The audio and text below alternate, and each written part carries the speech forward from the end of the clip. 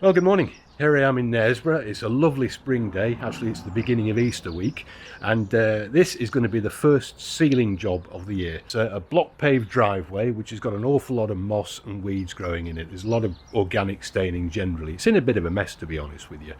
The homeowner's a bit fed up with it and he wants it sorting out once and for all. So what I'm going to be doing is a really deep clean, because I'm going to be preparing the driveway to apply a resin sealant in a couple of weeks' time once everything's dried out properly.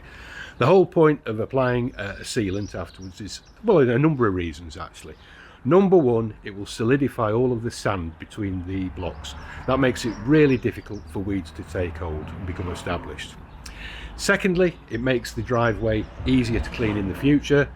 And the third reason is cosmetic. It'll really improve the natural colour of the blocks, really bring the colour out, add some depth.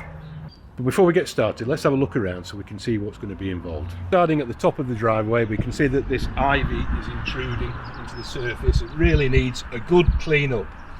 But down at the front door, it's quite a shady area and there's a lot of organic growth down here, lots of lichens. Some of these are so big they should be in a museum. Lots of lumps of moss down in this dark corner. This is where the birds will have been picking moss off the roof and throwing it down onto the ground.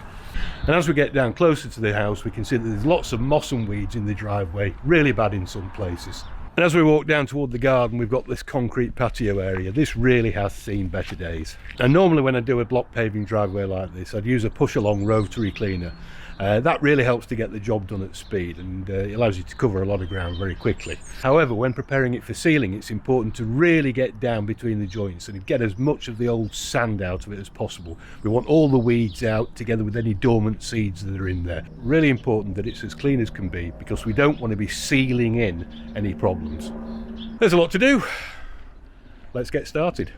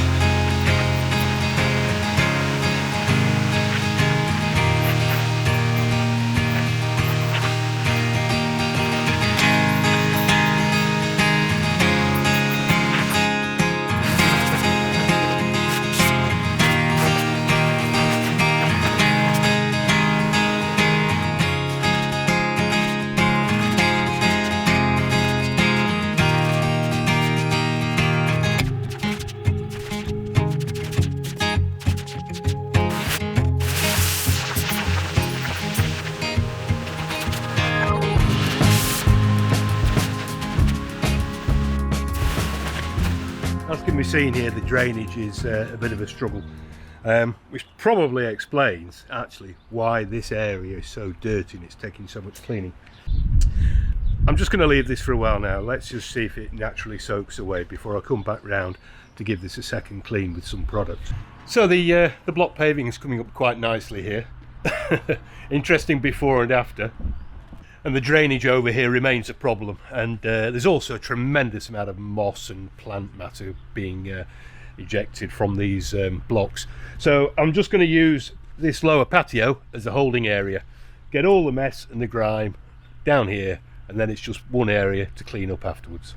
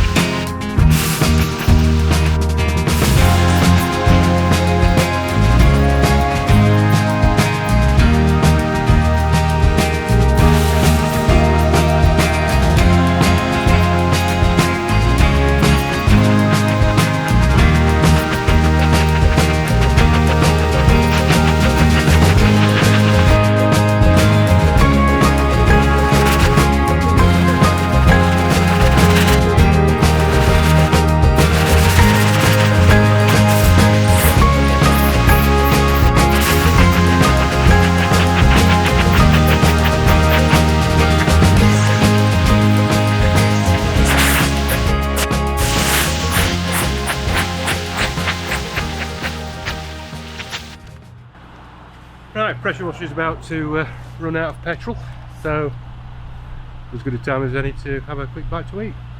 As you can see by my face, it's a bit of a dirty job this. I was actually at a training course last week down in Crewe from one of the companies that I buy my chemicals supplies from. Really good training course by a company called Pure Seal Services. And anyway, one of the things that came up during the training was, you know, sort of sealing block paving. It's something I've done before, but it was good to hear different ideas about you know, how to go about it as a matter of best practice and so on. And one of the things that was really impressed upon me was the importance of going at it hammer and tongue during the cleaning stage to free up as much of the sand and dormant seeds and deep-rooted weeds that might be already in existence in the grooves between the blocks in the joints. So that's why I'm taking such a painstaking effort to do that today.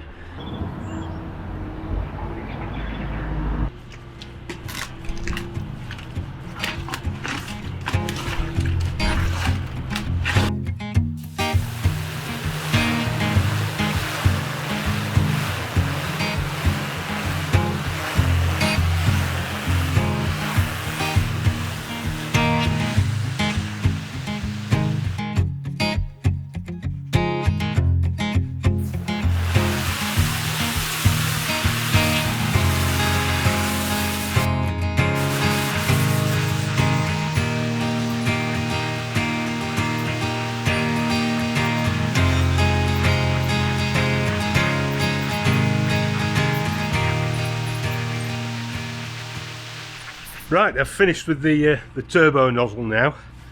There is so much mud to sweep up here. This is going to be a big clean-up.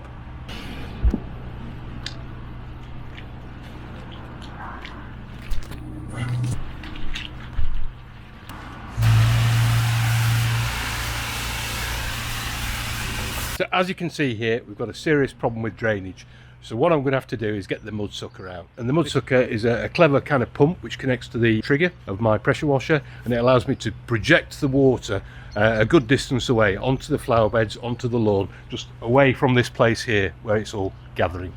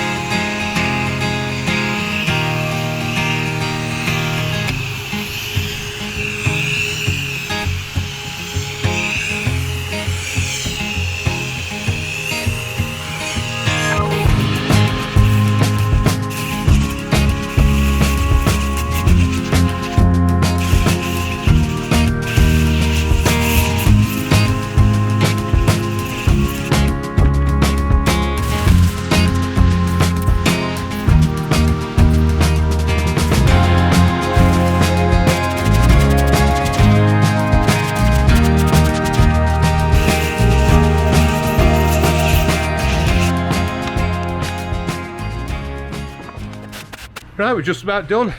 Going to get rinsed down and then going to go see another job in Knaresborough.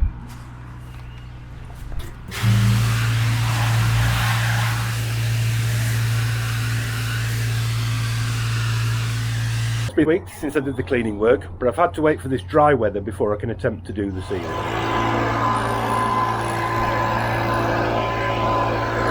So I got the van unloaded.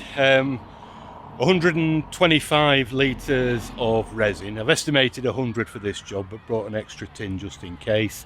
Got the sprayer for applying it, we've got kiln dried sand and xylene for cleaning the equipment afterwards. Right, just about to start brushing the sand in. It's going to take a lot of sand because as part of the preparation I had to remove all of the old sand, so this is going to be sanding from scratch. These blocks though, they're not too deep, about an inch, 25mm, so I won't be using as much as I would on some others.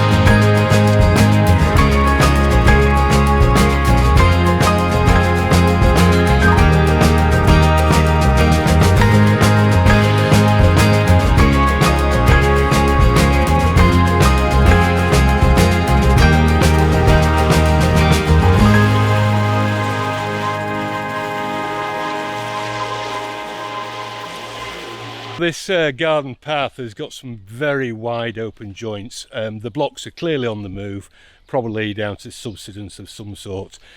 I've got my doubts whether the sealant's going to work properly here, so I've had a word with the customer. We're going to go ahead and seal it, but I'm not really prepared to offer any guarantees against the product or workmanship that these joints won't open up if the blocks move further. He's a practical bloke and he's relaxed about that. That's good. Now to get started with the sealing, I'm going to be putting 2 coats of a resin-based sealant over the entirety of the surface. Going to be spraying that on with this industrial concrete sprayer. Sealing achieves a number of things, but essentially makes the surface easier to keep clean on a long-term basis.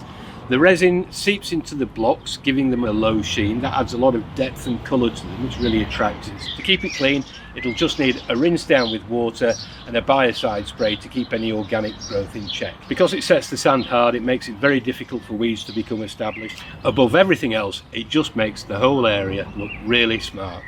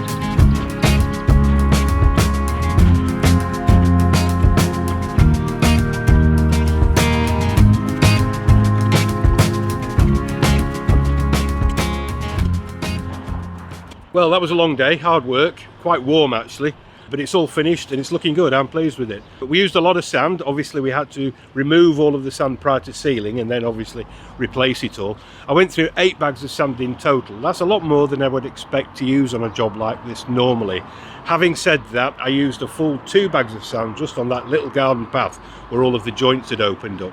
The overall area that I've sealed is 165 square metres. I ended up going through 110 litres of the sealant. I'd estimated 100, brought a little bit extra, and it was a good job that I did. I'm back in Knaresborough in a couple of days. I'll come back, but in the meantime, bank holiday weekend. So now that the resin is drying out, it doesn't have that same intense wet look, and the colours are rather more subdued than they were when I first put it down. It's looking really good. The garden path with these big gaping holes in the joints has come out a lot better than I thought it would, so I'm really pleased about that. If I tap my screwdriver onto these sanded joints, we can already see that they're really hardened. Because the sealant repels both oil and water, any kind of liquid for that matter, it makes the surface really easy to keep clean.